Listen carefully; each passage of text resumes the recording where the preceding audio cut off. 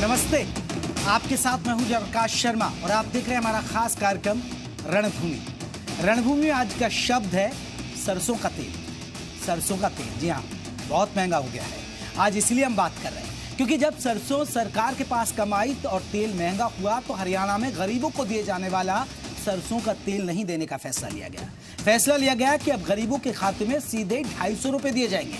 लेकिन 3 महीने का वक्त हो चुका है, लोगों को ना तो सरसों का तेल मिल रहा है और ना ही 250 रुपए की राशि, और गरीब बेचारे बैंक के चक्कर लगा रहे हैं। आखिर क्यों ऐसे हालात बने हुए और इसके लिए कौन है जिम्मेदार? आज इसी मुद्दे पर होगी रणभूमि, लेकिन उससे पहले एक रिपोर्ट देखिए। हरियाणा के हमने कई जिलों के हालात देखे और गरीबों का दर्द जाना। उस रिपोर्ट के जरिए पहले आप ये जानिए, फिर इस पर करेंगे हम रणभूमि।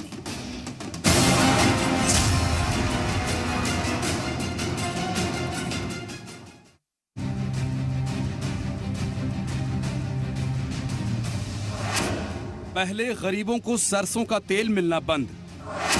हरियाणा में तेल नहीं मिलने से गरीब हुए तंग। तेल के बदले सब्सिडी के लिए लड़ रहे हैं जंग। पूरा नहीं हुआ सरकार का वादा, क्या है इरादा?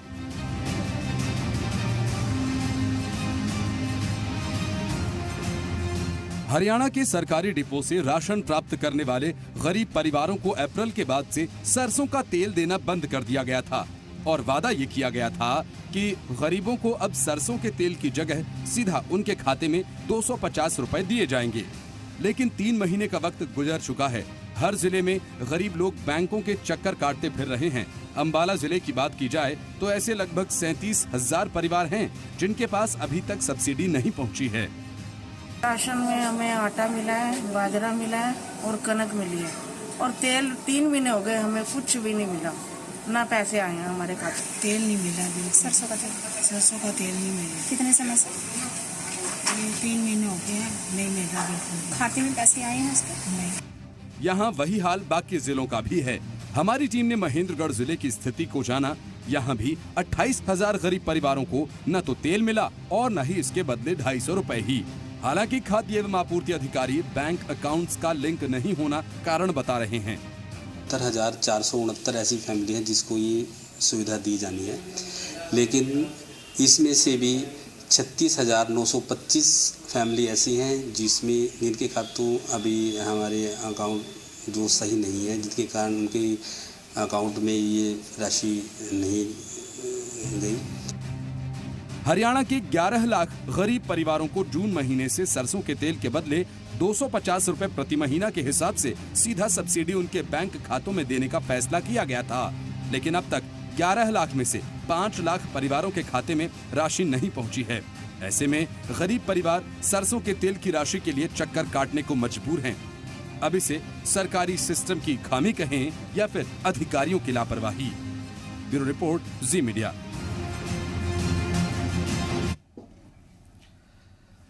चलिए इस पर बात करेंगे। हालांकि 250 रुपए छोटी सी राशि है, लेकिन गरीबों का मसला है, गरीबों से जुड़ी बात है, लाखों लोगों की दिक्कत की बात है और सरकार की जिम्मेदारी भी बनती है। इस पर चर्चा करेंगे। हमारे साथ 3 खास मेहमान रहेंगे। मैं अपने मेहमानों का परिचय करा दूं। हमारे साथ प्रोफेसर वीरेंद्र चौहान रहेंगे, प्रवक्ता हैं बीजेपी के। राय सिंह गुर्जर रहेंगे, प्रवक्ता हैं कांग्रेस के। सत्यनारायण रहेंगे, श्रम मजदूर नेता हैं हमारे साथ। सत्यनारायण रहेंगे जो हमें बताएंगे कि उनकी दिक्कत क्या है।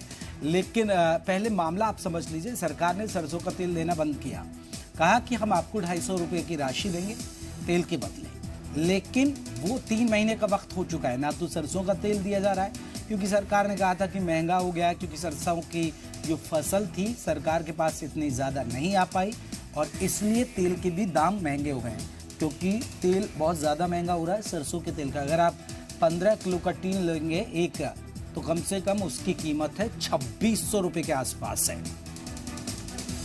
चलिए हमारे साथ सबसे पहले मैं वीरेंद्र जी से ही रिएक्शन ले लेता हूँ। वीरेंद्र जी, वाकई में सरसों का तेल तो बहुत महंगा हो गया है, ये तो पता है ना सर?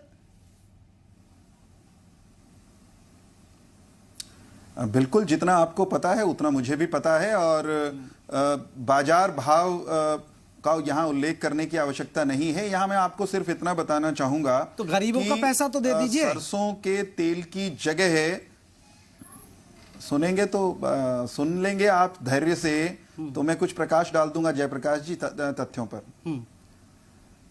हरियाणा सरकार ने यह तय किया था कि क्योंकि सरसों ओपन मार्केट में वो अधिक भाव उसको मिला, इस बार किसानों की सरसों बहुत समर्थन मूल्य से बहुत अधिक दाम पर बाजार में बिकी, इसलिए सरकार को समर्थन मूल्य पर सरसों की खरीद की वहां पर वो तर्कपूर्ण बात नहीं लगी, या मिल ही नहीं सकती थी, समर्थन मूल्य पर सरकार खरीद सकती थी, सरकार ने नहीं ली।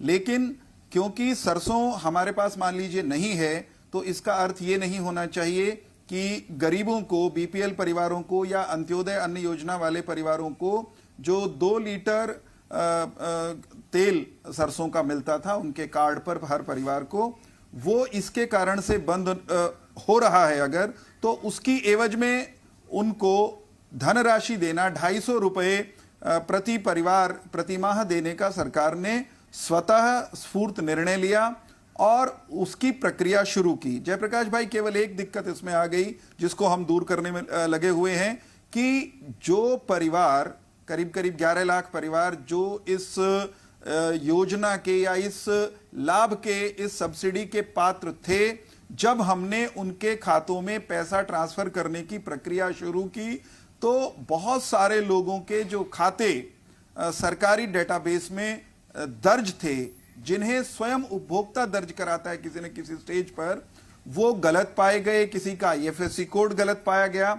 इस कारण से पेमेंट सरकार की तरफ से भेजे जाने के बावजूद रिजेक्ट हुई। जब ये बात सामने आई कि बहुत लोगों के खाते सही दर्ज नहीं हैं, तो खाद्य आपूर्ति का काम क्योंकि हमारे उप मुख्यमंत्री महोदय के पास है, उन्होंने एक मीटिंग करके एनआईसी को निर्देश दिए कि जहां कहीं किसी भी उपभोक्ता का बैंक खाता ठीक से दर्ज नहीं है। वीरेन जी आपका फैसला अच्छा है, ठीक है, स्थितियों के हिसाब से होता है, लेकिन आपको नहीं लग रहा कि बिना तैयारी ये कर दिया गया? कर लेने दीजिए, मैं मुझे अरे सुन तो लीजिए महाराज। अच्छा, कोई काम कर रहे हैं, जब उसमें बाधा आती है तो उसको दूर किया जाता है। हमने पैसे भेजने शुरू किए, एक चुनौती आई, एक समस्या आई, उस समस्या को दुरुस्त करने के लिए तुरंत एनआईसी को कहा गया और एनआईसी उस डेटा की वेरिफिकेशन करने की प्रक्रिया में है।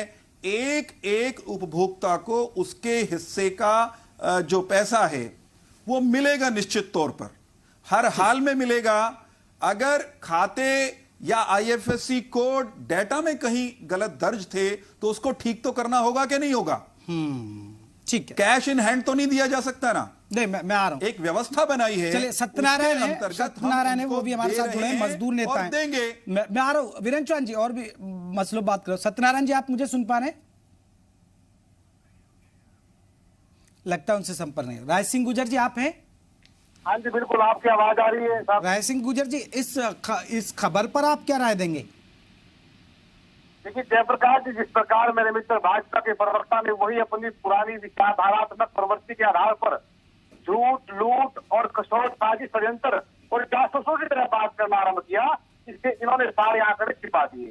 अब धरातल पर सच्चाई, वास्तविकता आप लोगों ने निकाली है। आपने लोगों के बीच में जाके बात की है, समस्याएं आपके सामने आई। पूरे हरियाणा प्रदेश के अंदर इस प्रकार गरीबों पर दोहरी मार डाल रहे हैं। व्यापारी का व्यापार चौपट है, किसान सड़क पर है, मजदूर और गरीब महंगाई की मार तड़प रहा है। कर्मचारी, अन्य संस्थाओं पर दबाव है कि वो लोग हैं जिन्हें रोजगार के सपने दिखाकर युवाओं के सपने तोड़ दिए। अब बात कर रहे हैं कि ऑनलाइन नहीं है, ये सर्वे है। अरे भाई, जब आपने स्कीम को घोषित किया था, जब आपने उस तेल को बंद किया था गरीबों के, तब आपने क्या सोचा? 250 रुपए देंगे। जब 250 रुपए देने की बात आई तो आपने कहा कि यहाँ पर भी खाते नहीं मिल रहे हैं, जिनके पास वीरेन जी सुन लीजिए ना, अभी वीरेन जी सुन लीजिए, फिर जवाब दे देना। सुन लीजिए, ये सब झूठ की बातें हैं, ये लूट के लोग हैं, ये कंपनी राज चलाने वाले लोग हैं, ये कंपनी राज से चलते हैं, जो केवल अपने मित्रों को हजारों लाखों करोड़ रुपए एक मिनट में एक आधार पर कर्जा माफ कर दिया उद्योगपतियों का, बड़े बड़े उद्योगपतियों का, उनका कर्जा जो है खाली बच्चे में डाल दिया। इस प्रकार से, अरे किस प्रकार से इन्होंने उनको करोड़ों रुपए एक कदम से माफ कर दी। गरीबों के लिए स्कीम देने के तहत उनके सामने जिस प्रकार समस्याएं आ रही है, उस पर कोई इनकी नीति नहीं है, कोई फैसला नहीं है, क्योंकि ये लोग जो है गरीब, किसान और मजदूर के विरोधी रहे हैं। जब तक भी सत्ता में आए हैं इन्होंने केवल उद्योगपतियों को, और उद्योगपति भी वो जो केवल इनकी सरकार को चला रहे हैं, चंद बुद्धिमान उद्योगपति, उनको लेकर काम करते हैं। आज हरियाणा प्रदेश के हालात देखिए, कोरोना में गरीब आदमी सड़क पर आ दवाई के लिए, ऑक्सीजन के लिए, उसके पास दवाई नहीं थी, उसके पास साधन नहीं थे। आज भी लोगों को ठीक है राय सिंह जी, बहुत बड़े, ठीक है राय सिंह जी, एक सेकंड। वीरेंद्र चौहान जी आपने सुना, देखिए मैं तो कुछ कह ही नहीं रहा हूं, देखो मैंने तो सिर्फ इतना पूछा कि आप अगर ये पॉलिसी लेकर आए तो उसकी तैयारी कर लेते, और वही कांग्रेस कह रही है, राय सिंह गुर्जर जी भी यही बात कह रहे हैं कि अगर आप पॉलिसी लेकर आए तो उन्होंने तो और भी लूट और ये कर दिया, आपने वो कर दिया। सुन लीजिए, सुनिए, उत्तर मैं उत्तर देता हूं। एक हरियाणवी में कहावत है, मौका चूकी डूमणी गावे आड़ पताड़। कांग्रेस राजनीति में, हरियाणा की राजनीति में जो उसकी स्थिति है, उसके कारण इतनी बौखलाई हुई है कि उसके नेता प्रवक्ता, उनको यह भी याद नहीं रहता कि डिबेट किस विषय पे है, मसला क्या है और बोलना क्या है। कुछ रटे रटाए डायलॉग है, उनकी टेप ऑन कर देते हैं, बटन दबा देते हैं। मैं ये कह रहा हूं, ये जो व्यवस्था नई खड़ी हुई, नई परिस्थिति के कारण एक चुनौती सामने आई, उसमें से हमने गरीब की मदद करने का एक तंत्र, आप किसी योजना को अगर बंद कर रहे हैं तो उसकी तैयारी तो पहले करते हैं ना। वीरेंद्र जी, मैं ये बता दीजिए, सिर्फ यही बात कर रहा हूं मैं। आपकी बात ठीक है, आपने व्यवस्था सरकार अपने हिसाब से बदलती है, लेकिन आप तैयारी तो करेंगे ना उसकी। आपको उत्तर सुनना पड़ेगा, आप उत्तर सुनिए ना। हमने तैयारी शुरू की, हमने तो इतनी बढ़िया तैयारी शुरू की है कि हर नागरिक का एक उसकी पहचान, उसके परिवार की पहचान, उसका बैंक खाता सरकार के डेटाबेस में हो, ताकि सरकारी योजनाओं का सीधा लाभ उसको मिल सके। इसी के लिए तो हमने एक व्यवस्था खड़ी की है। उस व्यवस्था में अगर नागरिकों की ओर से अपना डेटा दर्ज करने में कहीं चूक हुई है तो फिर उसको दुरुस्त करना होता है। जब कोई चीज सामने खराब आई तभी तो उसको ठीक करेंगे ना। एक समस्या आ गई, उसका समाधान हम करने में लगे हुए हैं। मैं गुज्जर जी की बात का जवाब देना चाहता हूं, मुझे बीच में कृपा करके टोकिएगा ना। इन्होंने कहा कि ये लूट की सरकार है। हम काहे की सरकार हैं और ये काहे की सरकार थे, इसका चित्र खींचना चाहता हूं मैं आपके सामने। कांग्रेस के नेता और देश के प्रधानमंत्री हुए राजीव गांधी, उन्होंने सार्वजनिक रूप से जयप्रकाश ये स्वीकार किया था कि सरकार दिल्ली से गांव में विकास के लिए अगर 100 रुपए भेजती है तो 15 रुपए जमीन तक पहुंचते हैं, धरातल तक, लाभ पात्र तक पहुंचते हैं। ये लुटेरों की सरकार ये थे कि हम हैं। हम जब 2000 रुपए दिल्ली से भेजते हैं या 250 रुपए चंडीगढ़ से भेजते हैं तो उसमें एक भी पैसा कम होने की गुंजाइश हमने छोड़ी नहीं है। तो लुटेरे ये थे जो 100 में से 85 पैसे, अरे 250 रुपए दे दो, अरे बाबा 250 रुपए दे दो ना, जो 100 के 100 दे रहे। रुक जाओ, अरे रुक तो जाओ भाई, रुकोगे कि नहीं? 250 रुपए जिनके खाते ठीक थे उनको मिल गए हैं, लाखों परिवारों को, और जिनके ठीक हो रहे हैं उन सबको पहले दिन सब मिल जाएंगे। आप लुटेरों को यह कहने दे रहे हो कि हमने लूट लिया। हम तो एक पैसा सही खाते में। सत्यनारायण जुड़े हैं, मजदूर नेता है। सत्यनारायण जी देखिए, यहाँ मजदूरों की हम बात उठा रहे हैं। मैं आ रहा हूँ वीरेंद्र जी, मौका दूंगा ना, आपको दिया मौका। सब लूटा सत्यनारायण जी, हमको लुटेरा कह रहे हैं। क्योंकि बीजेपी के प्रवक्ता कह रहे हैं कि ये फॉल्ट है, आम लोगों की तरफ से जो फॉल्ट है, जो उनके अकाउंट है, बैंक अकाउंट जो है लिंक नहीं हो पा रहे, वो उनकी गलती है, सरकार की गलती नहीं है। सरकार तो पैसा देना चाह रही है। क्या मानते हैं ऐसा हो रहा है? देखो जी, सरकार की मंशा है गरीब तबके को गुमराह करके उन्हें बस बगलाए रखना। सरकार की देने की नीति नहीं है। अगर देने की सरकार की नीति होती तो बैंक अकाउंट में पैसे के नाम पर नहीं देते, उनको तेल ही देते। सरकार तेल खरीदती ही नहीं है और किसानों को भी प्राइवेट व्यापारियों के हाथों में सौंप दिया सरकार ने। तो सरसों खरीदती नहीं तो तेल देगी कहां से? पूंजीपतियों की गुलाम सरकार है, पूंजीपतियों का मुनाफा देना चाहती है सरकार। इसीलिए सरकार ने सरसों नहीं खरीदी और इसीलिए तेल के पैसे दे रही है। आगे पूंजीपति फिर जैसे अडानी है और जो ये रामदेव है, इनकी बड़ी बड़ी जो कंपनियां सरसों के तेल की, इन्हें सारी सरसों ले ली है और आगे जब ये 250 दे देंगे उससे आगे और महंगाई हो जाएगी। कितने देंगे इस बात पर मैं बताऊंगा आपको। पिछले लॉकडाउन में इन्होंने कहा था जयप्रकाश, मैं इनको बेनकाब करता हूं अभी। एक मिनट मेरी बात सुनिए, यही आता हूं मैं, तेल के ऊपर ही आता हूं। 1000 रुपए देंगे और 1000 फंसते हो आप। उस स्कीम को बंद कर दिया और वही स्कीम अब तेल के ऊपर है। कुछ लोगों को देंगे और फिर किसी को नहीं देंगे, तेल बंद कर देंगे। इनकी यह मंशा है कि खुद ये अपने आप के हारे हुए हैं। रुकिए जरा, इनको रोकिए, झूठ फैलाने, ठीक है वीरेन जी, अब देखिए, अब ये मजदूर नेता हैं, ये मजदूर तो मजदूरों का दर्द बताएंगे ना सर। आप सरसों का तेल नहीं देंगे, अब वो रिफाइंड थोड़े मांग रहे हैं आपसे। ठीक है, मैं बता रहा हूं ना क्या देंगे, मैं बता रहा हूं। हमने, ठीक है सत्यनारायण जी, रुकिए, आपके बात का जवाब ले लेते। जयप्रकाश सुन लीजिए प्लीज। मैं ये कह रहा हूं कि सत्यनारायण जी को यह बताना चाहिए कि क्या जिन लोगों को हम बीपीएल और अंत्योदय अन्न योजना के लोग, जिनके जो डेटाबेस में है सरकार के, उन्हीं को तो तेल मिल रहा था और उन्हीं को पैसे जाने हैं, तो सत्यनारायण टेलीविजन चैनल पर बैठ करके इतना बड़ा झूठ क्यों बोल रहे हैं कि सरकार कुछ को दे देगी और कुछ को नहीं देगी? एक एक व्यक्ति जिसको तेल मिल रहा था उसको पैसे मिलेंगे। कुछ लोगों को अब तक नहीं मिले क्योंकि उनके खाते गलत दर्ज हैं। हम तो ठीक कर रहे हैं। एक मिनट रुको भाई, रुको, झूठ मत बोलो, झूठ मत फैलाओ। एक एक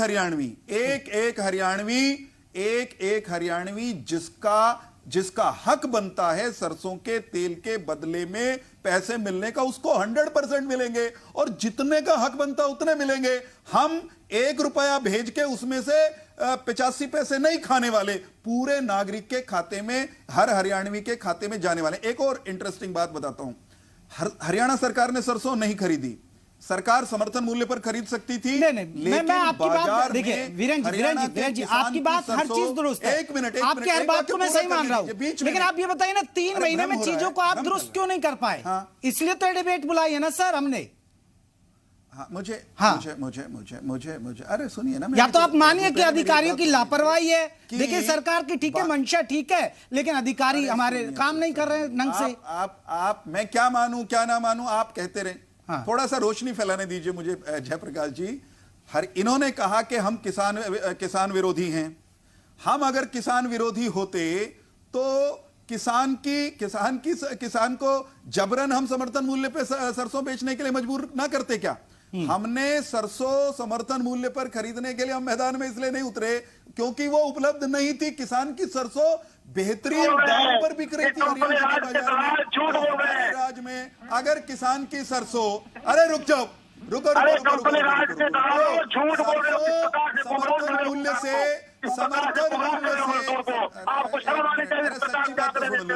अरे सच सुन लो मेरे भाई, अरे सरसों हरियाणा में जयप्रकाश मेरी बात पूरी नहीं होने दे रहे। जयप्रकाश गलत प्रचार करने का, एक मिनट, आप अपनी बारी में बोल लेना भाई, अपनी बारी में बोल लेना। हरियाणा की सरकार ने, एक मिनट दे दो मुझे केवल। हरियाणा की सरकार ने सरसों इसलिए नहीं खरीदी क्योंकि हरियाणा के किसान की सरसों मनोहर जी के राज में बेहतरीन व्यवस्था के चलते और बाजार की कंडीशन के चलते वो समर्थन मूल्य से काफी अधिक मूल्य पर बिक रही थी। ठीक है, राय सिंह गुजर जी, आप इत्तेफाक रखते हैं कि सरसों का तेल इसलिए नहीं मिल पा रहा था कि इनके पास, क्योंकि सरसों तो है ही नहीं। दूसरी बात, अरे ठीक है वीरेन जी, आ रहे राय सिंह गुजर। अरे हमने खरीदी नहीं ना। हाँ, खरीदी नहीं का क्या मतलब हुआ? हाँ, जिस प्रकार मेरे भाजपा के प्रवक्ता झूठ और केवल झूठ के आंकड़ों के साथ गुमराह करना चाहते हैं किसान मजदूर को, गरीब को, वो अरे झूठ समझते हैं। झूठ खुद बोलते हो और उनको झूठा कह रहे हो, शर्म नहीं आती क्या? तुम्हारे 4 लीटर को चेहरे को समझते हैं तुम लोगों ने। निर्लज्ज लोगों, नहीं खरीदा, अरे हम टेलीविजन पे झूठ बोलते हो, गुमराह कर रहे हो, आंकड़े तुम भर्ती ले रहे हो। तुम्हारे बताओ नहीं है, कोई नीति नहीं है। पहले कह रहे हो 250 रुपए आपको खाते में देंगे, तेल देंगे, ना तेल मिला, 250 रुपए मिला। हम कह रहे हैं स्कीमें नहीं है, नीति नहीं है, हम तो देंगे, अधिकारी नहीं है, आंकड़े नहीं है। अरे बीपीएल में राहुल गांधी आते हैं तो उनको भी दे देंगे। अगर गुज्जर बीपीएल में आते हैं उनको भी देंगे 250 रुपए। अगर खाता ठीक जमा करा दोगे, अगर खाता ठीक अंकित करा दोगे तो उनको भी दे देंगे। अरे बेतुकी बातें मत करो। हम हर पात्र व्यक्ति को, केवल देश के अंदर, प्रदेश के अंदर, जब तुम सत्ता में आए हो तब तुमने महंगाई बढ़ाई है, अपने लोगों का फायदा किया है, अपने सत्ता को बनाए रखने के लिए जासूसी ठीक है राय सिंह जी रुकिए, अभी वहां जासूसी पे मत जाइए ना, अभी हम सरसों के तेल की बात करें। सत्यनारायण जी एक चीज बताइए, एक बार मजदूर का दर्द जानिए ना, मजदूर का दर्द। सत्यनारायण जी देखिए, 250 रुपए हो सकता है कि वीरेंद्र चौहान जी के लिए भी बहुत ज्यादा महत्व नहीं रखते हो, राय सिंह गुर्जर जी के लिए भी बहुत महत्वपूर्ण नहीं है, लेकिन आप बताइए ना कि मजदूर के लिए कितने मायने हैं ये 250 रुपए। अगर उसको वक्त पर नहीं मिलेंगे, सरकार की इस योजना का फायदा नहीं मिलेगा, तो वो किन दिक्कतों से सामना करना पड़ता है। देखिए उन्होंने हर परिवार को 2 लीटर तेल का देते थे, लेकिन वो नहीं मिल पाता है, तो उस मजदूर के लिए एक तड़का लगाना भी सब्जी में मुश्किल हो जाता है। सत्यनारायण जी। बिल्कुल, ये जी 250 रुपए जो है मजदूर के लिए बिल्कुल अच्छे नहीं। जो मजदूर को तेल मिल रहा था डिपू से वो अच्छा था, क्योंकि मजदूर परिवारों में, मैं आपको एक टेलीविजन के माध्यम से पूरे देश को सच्चाई देना चाहता हूं, जो मजदूर तबका है उसमें जो बीपीएल परिवार के मुखिया हैं वो पुरुष हैं, और पुरुष मजदूर तबके का जैसे लॉकडाउन में दारू बिखेरती थी, इसी तरह दारू का भी एपी है। तो जो लेडीज और बच्चे हैं मजदूर के, उनके पास वो 250 रुपए पहुंच ही नहीं पाएंगे। वो तो तेल मिलता था तो घर में पहुंच जाता था, ठीक है। और इसके बाद जैसे मान लो तो एक परंपरा है तेल बंद करने की, जिनका सीधा जो मिशन है वो है जो कृषि कानून विरोधी आवश्यक वस्तु अधिनियम जो कानून लेके आई है सरकार, उसका ये पहला उदाहरण है जो तेल बंद हुआ है। इसी तरह पूंजीपति अपने गोदामों में जो खाने की आपूर्ति की है, खाद्य आपूर्ति की जितनी गरीबों को सुविधाएं मिलती है, वो आहिस्ता आहिस्ता कल भी अपने गोदामों में भर लेंगे और उसको महंगाई में बेचेंगे कई गुना। तो मजदूर तबका तो बिल्कुल मारा जाएगा। नहीं, एक सवाल तो है वीरेंद्र चौहान जी, आप कह रहे हैं कि देखिए उद्योगपतियों पे तो सरसों है, उनके लिए तो ब्रांड हैं, जो तेल के ब्रांड है उन पे तो सरसों है और वो बाजार में आसानी से बेच रहे हैं, लेकिन आपकी सरकार पे सरसों नहीं है और आप गरीबों को तेल नहीं दे पाते। आप उल्टा पहाड़ा मत पढ़िए। हाँ, नहीं बाहर आप जानते हैं क्या? सुन लीजिए, अब एक मिनट, अब मुझे उत्तर नहीं देने दोगे क्या? आरोप लगाते रहोगे, उत्तर नहीं सुनोगे। अरे सुन लो, गरीब होता है, अरे किसान होता है, लीजिए, मेरे सवाल मुझसे पूछा है, सवाल मुझसे पूछा है। नहीं ठीक है, अरे रुकिए राय सिंह जी, रुकिए, एक सवाल का जवाब दे दिए वीरेंद्र चौहान। आपने ठीक है, आपने कहा किसानों के फायदे के लिए आपने सरसों नहीं खरीदी, तो आपने क्या मजदूरों को नहीं सोचा, गरीबों के लिए नहीं सोचा? 11 लाख परिवार है, 11 लाख से ज्यादा परिवार है, आपको नहीं पता था कि इनको सरसों का तेल देना है? उनके लिए नहीं सोचा फिर आपने? ये बता दीजिए फिर, अगर आपने सरसों नहीं खरीदी तो। जयप्रकाश, जब आप प्रश्न करते हैं तो थोड़ा सा खुद भी सोचने का अभ्यास करें। हमने सोचा तभी तो उनको पैसे देने का निर्णय किया, हमने सोचा तभी तो। अरे रुको, बीच में बोलते हो यार, इनको रोको। जयप्रकाश, इनको रोक सकते हो तो रोक लो भाई। अगर इनको हैंड ओवर करना है तो ये मेरी बारी में ही बोलते रहेंगे क्या? मैं चुप हूं भाई। ये पहले भी पौ कर रहे थे, अब फिर इनका टीटी शुरू हो गई। अरे बाबो करने की आदत आपको जयप्रकाश, जयप्रकाश, इनको पौ करने से रोक दीजिए कृपा करके। अगर इनसे पूछ लीजिए, इनको पौ करवा लीजिए आप जितना करवाना। चलिए राय सिंह जी रुक जाइए ना, राय सिंह जी रुक जाइए, वक्त की वैसे भी कमी है, जल्दी से। वीरेंद्र चौहान आप बता दीजिए, अब ये करीब 5 लाख से भी ज्यादा लोग हैं, कब तक आ जाएगा इनको पैसा?